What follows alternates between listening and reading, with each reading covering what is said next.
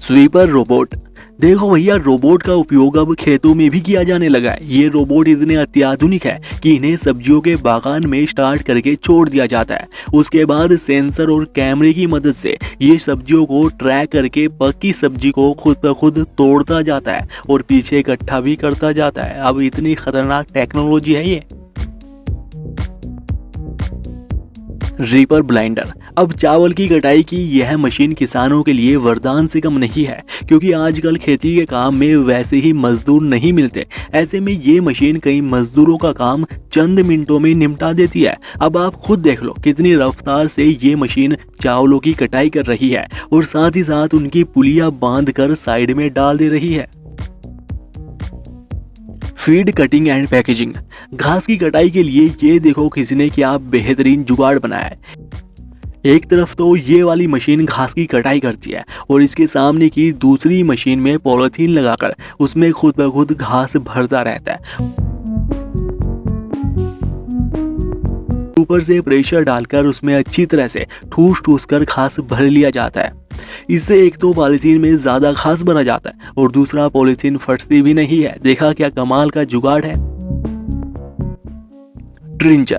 ये मशीन तो बेचारे मजदूरों का काम खत्म ही कर देगी। अब सड़कों के किनारे नाली बनाने में या पाइप वगैरह दबवाने में जहां मजदूर काम करते थे, वहां अब यह मशीन चंद मिनटों में काम को निपटा देती है और जितनी चाहे उतनी गहराई से ये खुदाई कर सकती है। Seedling planting. लो अब बताओ भैया, चावल लगाने के लिए भी अब मशीन आ चुकी है। अब ना मजदूर करने की जरूरत है और ना कीचड़ से भरे खेत में घुसकर चावल की पौध लगाने की जरूरत है, क्योंकि आपका सब काम ये मशीन खुद ब खुद कर देगी। बस आपको चावल की पौध की जरूरत पड़ेगी और उसे इस मशीन के ऊपर जालीदार स्टैंड में रख देना है। उसके बाद ये मशीन एक एक पौधे को खुद ब खुद खेत में लगाती चली जाती है। खुद ही देख लो भैया। Floating rice planting technology. चावलों को आपने जमीन में उगते हुए देखा होगा, लेकिन चाइना वालों का दिमाग कुछ अलग ही चलता है भैया।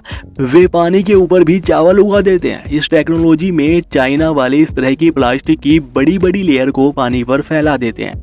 उसके बाद कप नुमा फ्रेम में चावल की पौध लगाकर इसमें फंसा दी जाती है।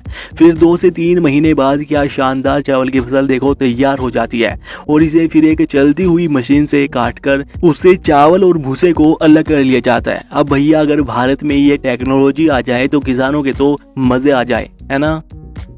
Spanish paper pot transplanter.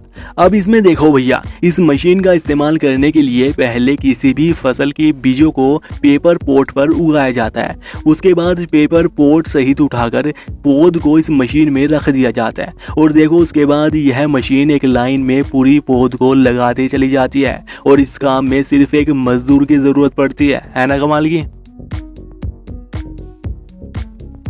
Green salts harvester. पालक के पत्तों को तोड़ने के लिए भी मशीन का इस्तेमाल किया जा रहा है, जिससे एक भी पत्ता ना तो फटता है और ना ही टूटता है। एक समान ऊंचाई से ये मशीन पालक के पत्तों की कटाई करती जाती है और पत्तों को पीछे स्टोर करती जाती है। तभी तो आजकल सब्जी मंडी में पालक सब्जी के चमचमाते पत्ते दिखाई देते हैं। सब इस मशीन का कमाल है।